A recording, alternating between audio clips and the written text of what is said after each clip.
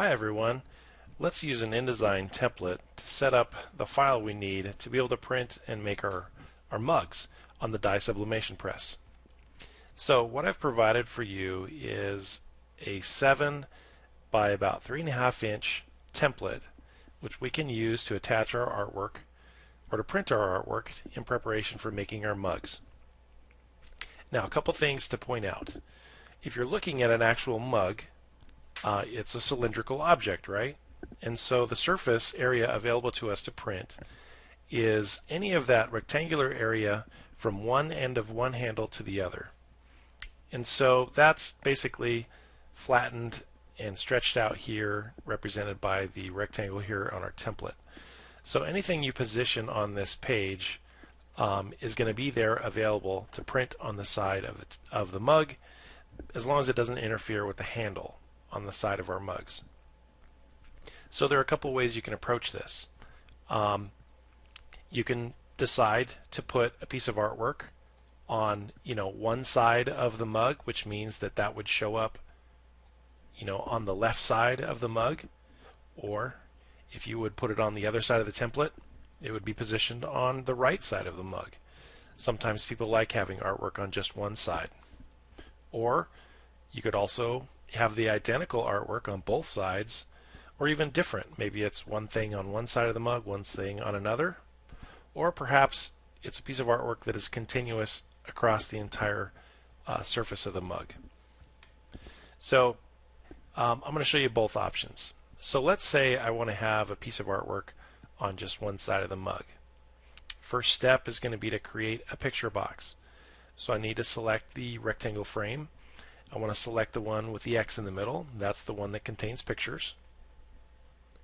And I'm going to size it up so that it is filling up about 1/2 of our rectangle here. Alright, now what I'm going to do is go to my File menu, and I'm going to place the artwork I'm going to use. So I've prepared a couple images for myself. So I'm going to go place it. You might be tempted to just drag and drop or try to copy paste or something into InDesign. It's much better to set up your container first, set up your picture box, and then place your artwork inside it.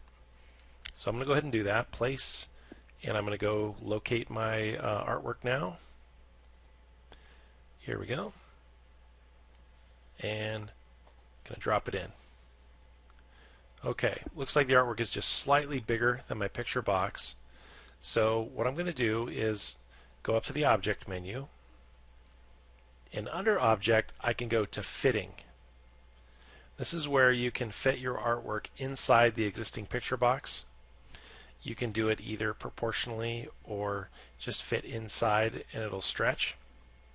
I'm going to select proportionally because what that's going to do is it's going to scale your artwork down so it fits evenly inside the box. So that way it's visible along all inside the box itself. Now, I can further resize that and reposition it as I need to. I can do that using the direct selection tool. So if I click on the white arrow, I can click on the frame of the picture inside the box, and if I grab a corner I can hold shift and I can scale that artwork inside the box and I can position it to where I want it to be. Now I left this little pink margin on the inside of the frame. That's just an extra little indication that we don't want to have any text or anything important going right to that edge. Gets it kind of close to the printing edge, so I want to avoid that if I need to. So that could just be on one side of my mug. It's all set up now. If I wanted to have it on both sides, I would duplicate the artwork. So I would drag and drop. Little trick, if you drag, hold Option, it'll copy, it'll make a duplicate of your artwork as you drag it across your page. And that way now I have it set up so that my artwork is going to be the same on both sides. It's kind of up to you if you want a two-sided mug or not. Now let's look if we wanted to do a continuous image. Again, what I would do is set up my picture box first. I'm going to drag a box and have it stretch across the entire surface of that rectangle. I'm going to go back to that file menu and I'm going to select place. And this time I'm going to select a photograph. I have purposely chosen a rectangular horizontal photograph. You run into trouble if you're trying to take, a vertically framed picture and put it into this rectangular shape. You're going to get a lot of cropping. So as you select the artwork for your mug, pay attention to that. Pay attention, what format is this going to work best in? If it's vertical, it's probably going to have to be cropped or shrunk down to just one side of the mug. However, a horizontal or landscape view fits much better along the entire surface of the mug. And here I can do the fitting again, maybe fit proportionally.